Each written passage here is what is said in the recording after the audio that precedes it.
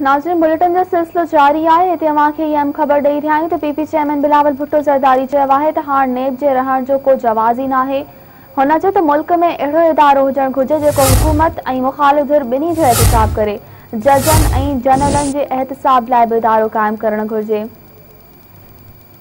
PP chairman चयो त वज़ीर आज़म ख़िलाफ़ ॻाल्हाइण जे अहसान लाइ अहसान धमकी ॾिए थो त असांखे जवाब भले न ॾियनि, पर हिननि खे एपीसी जे शहीद ॿारनि जे वालिदैन खे ज़रूर जवाब ॾियणो पवंदो।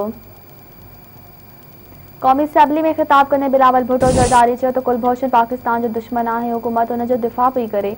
हाणे ॿुधायो त मोदी जो यार केरु आहे। हुन चयो त वज़ीर आज़म इमरान ख़ान जेतिरा एनआरओ ॾिना आहिनि, तारीख़ में एतिरा एनआरओ कंहिं बि वज़ीर आज़म नाहिनि ॾिना। बिजली, खंड चोरी, अटे चोरी ऐं तेल चोरी ते एनआरओ ॾिनो वियो। जहांगीर तरीन खे बि एनआरओ मिलियो आहे। नाज़रीन, ब्यूरो बी रवां सां ख़बर शेयर पिया कयूं त पीपी चेयरमैन बिलावल भुट्टो ज़रदारी चयो आहे त हाणे नेब जे रहण जो को जवाज़ ई नाहे। हुन चयो त मुल्क में अहिड़ो इदारो हुजणु घुरिजे जेको हुकूमत ऐं मुख़ालिफ़ धुर ॿिन्ही जो एहतिसाब करे। जजनि ऐं जनरलनि जे एहतिसाब लाइ बि इदारो क़ाइमु करणु घुरिजे। पीपी चेयरमैन चयो त